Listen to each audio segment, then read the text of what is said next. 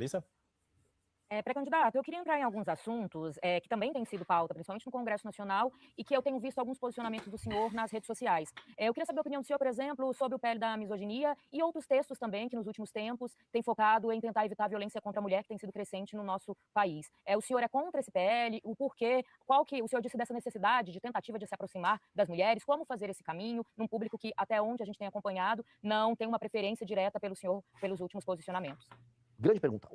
Veja, quando eu rodei o interior do Maranhão, quando eu rodei o interior do Ceará, fui em cidades tomadas pelo Comando Vermelho, quando eu fui no Rio de Janeiro, absolutamente nenhuma mulher me parou pra falar que estava muito preocupada com o avanço da misoginia em redes sociais. Elas estavam preocupadas que o filho dela estava sendo assaltado, que a filha dela estava sendo assaltada, que ela estava sendo assaltada. Falou, por favor, acaba com esses bandidos. Inclusive, as pesquisas demonstram que a preocupação com a violência ela é enorme. Tá sempre violência e corrupção dentre as maiores preocupações do brasileiro. Ela também está preocupada se a escola que o filho dela está estudando está alimentando bem a criança, e se a criança está aprendendo, e se ela vai ter um transporte bom para ir e voltar do trabalho dela, porque essa mulher, em geral, uma mãe solteira, cujo pai, em muitos casos, não paga pensão, e ela é obrigada a cuidar da vida. Essas são preocupações materiais e concretas. Só que a gente chega nas redes sociais e vê essas discussões do movimento feminista. Então, olha, nós precisamos discutir a misoginia. O que isso gera? Perseguição a pensamento diferente em redes sociais, ou como eu vi num concorrente de vocês na televisão, algumas especialistas falam que se um homem interromper uma mulher num ambiente de trabalho, isso é misoginia. Pois bem, sendo misoginia, isso seria equiparado à injúria racial, crime inafiançável. Então nós começaríamos a ter, vamos dizer, empresas se preocupando em talvez não contratar mulheres, pessoas evitando relacionamentos pessoais, relacionamentos amorosos com medo de uma criminalização das relações. Então, em vez de a gente focar no que realmente interessa às mulheres, nós criamos espantalhos e ficamos focados nos espantalhos. Eu não consigo acreditar nisso. E aí eu vejo, né, a esquerda interessada em obter votos, fazendo demonstração de virtude no Congresso. Agora vai acabar a misoginia. E a direita, covarde, votando junto com medo de perder voto das mulheres. Eu volto para minha mesma posição para esse caso 6x1. Quer ajudar as mulheres a não serem alvo de violência? Vamos aumentar as penas para qualquer crime violento contra a mulher. O marido bateu na mulher, vamos aumentar a pena porque a pena não está alta. Pai que não paga a pensão, e isso é típico, assim, a típica família brasileira, uma mãe solteira com um cara que está evitando pagar a pensão. Pai que não paga a pensão, as penas têm que ser muito altas, até porque às vezes ele vai preso, e aí tem a remissão da dívida. Tem que pagar e tem que ser preso, porque botou o filho no mundo, tem que cuidar. Inclusive, é legal a gente estender um pouco essa pergunta. Há um estudo da FGV de 2007 que mostra que os rapazes no Brasil são filhos de famílias... Vamos separar as questões, né? Sobre violência contra a mulher.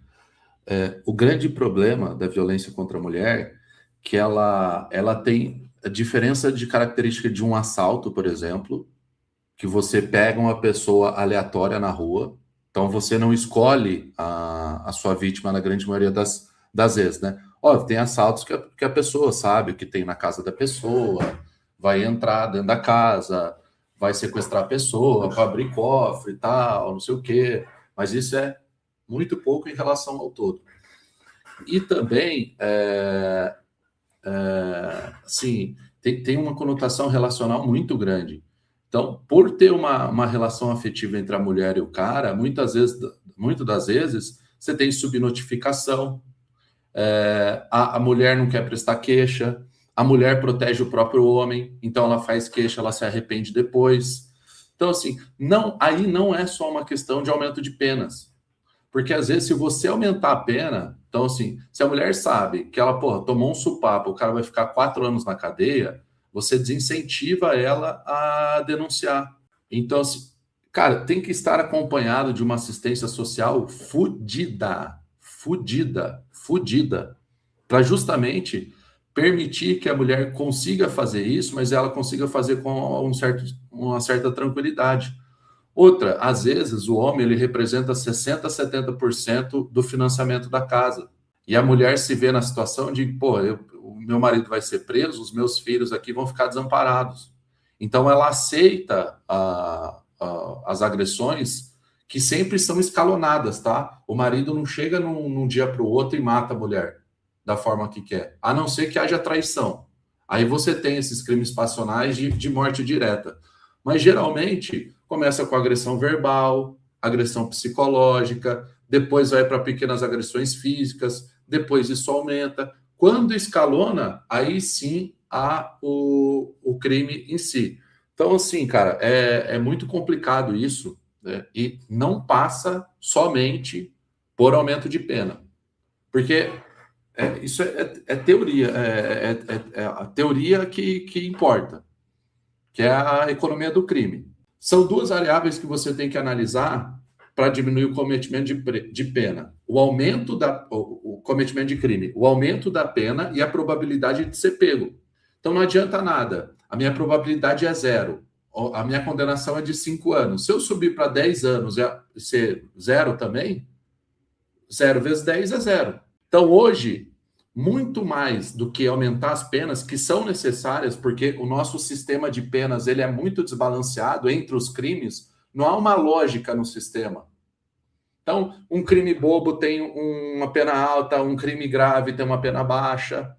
Você tem que, primeiro, escalonar a pena. Então, o cara está fazendo violência psicológica, por exemplo, que existe, tá, pessoal? Não vamos, meu Deus, olha o feminismo da Long House. Existe, tá? E é a porta de entrada para violências muito piores. Você tem que escalonar a pena para isso, e as penas mais leves têm que ser bem altas mesmo. Só que a gente tem que fazer uma reforma do sistema de delegacias, da Polícia Civil, para justamente aumentar a taxa de combate a esse tipo de crime. E aí, vamos ser sinceros, a gente sabe muito pouco sobre isso, tá?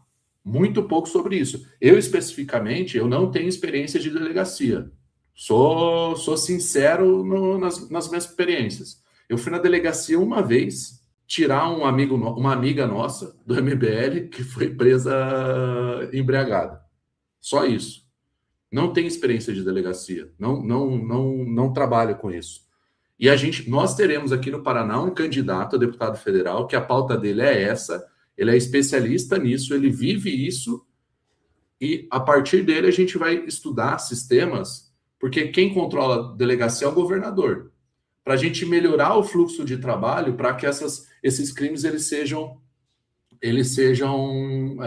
minorados, né? Agora, qual que era o outro tema que ele estava falando? Que era violência e...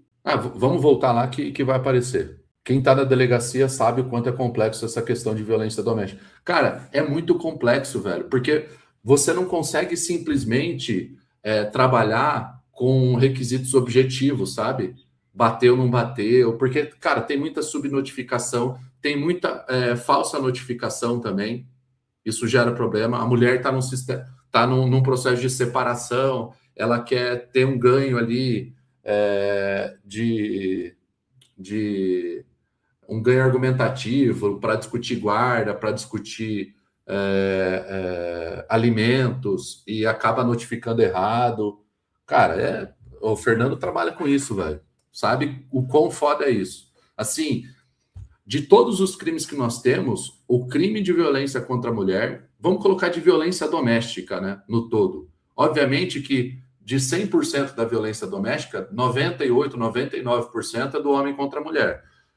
Mas, cara, é muito difícil mesmo, assim, muito. França, o que acha de alternar a Lei Maria da Penha para que qualquer um, independente de gênero, possa ser enquadrado na Lei de Violência Doméstica? A gente pode trocar a Lei da Maria da Penha por Lei de Violência Doméstica. Mas você percebeu, assim, para cada um crime de violência doméstica da mulher contra o homem, há pelo menos uns 300, 400 do homem contra a mulher, entendeu? Então, assim, a gente vai ganhar uma neutralidade na lei, mas é uma neutralidade que, cara, às vezes não vale o custo político, sabe? Não vale o custo político de alterar isso. Pode voltar, mano. FGV de 2007, que mostra que os rapazes que cometem crime no Brasil são filhos de famílias que não têm a presença paterna. Ou seja, o pai não está presente com essa criança, ainda gera um menino que acaba sendo disfuncional e acaba cometendo crimes violentos. Perpetuando um ciclo de violência. Para aí. Agora eu lembrei. Questão de abandono paterno. Isso é gravíssimo. Gravíssimo. Como diria o poeta Djonga, o homem é quem mais aborta no Brasil, porque o cara pega a mulher e some no mundo. E aí, isso, especificamente, para você tratar antes do problema, é uma reforma moral no Brasil. Uma reforma moral. A menina apareceu grávida na UPA, no PA, a primeira coisa que tem que ser feito, você tem que ter um sistema de assistência social para fazer busca de paternidade dessa pessoa, antes do bebê nascer. Não precisa chegar no registro de nascimento para fazer isso, que é o que geralmente ocorre. Óbvio, exame de DNA você só vai poder fazer depois, mas você pode fazer investigação de paternidade.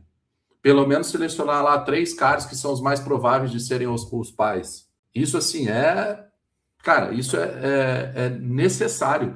E outra, o pai que abandona o filho tem que ser penalizado. Da mesma forma que a gente está falando do sistema penal do inimigo, um atendimento jurisdicional diferente para quem integra facção criminosa, a gente tem que ter um sistema de direitos civis diferentes para pais que abandonam os filhos. Esse cara não pode ter o mesmo direito do que as outras pessoas. Não pode.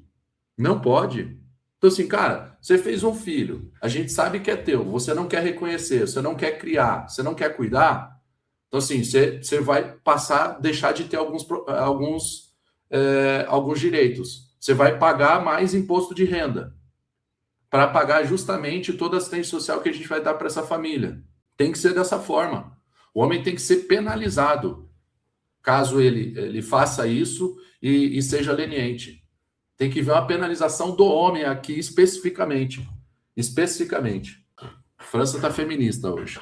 Mas, pô, se você for falar de violência contra a mulher e abandono materno e paterno, é obviamente que aqui tem uma conotação de gênero marcada. Marcada, não tem o que fazer. Precisamos de bancos de DNA, não da população inteira, né? Não da população inteira. Mas assim, ó, cara, cometeu um crime, entrou na delegacia, plop, já tira. É isso. Se o cara for pobre, como fica a punição? Cara, por exemplo, ele não pode usar o SUS. É isso, meu grande.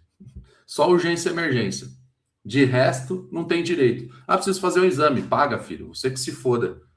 Se você não tem hombridade para cuidar do teu filho, o Estado não tem hombridade nenhuma para cuidar de você. Você que se foda. Se você cair de moto, o SAMU vai te pegar, vai te mandar para urgência e emergência. Tomou um tiro, beleza, tal, vai salvar a tua vida. Mas de resto, velho, você que se foda.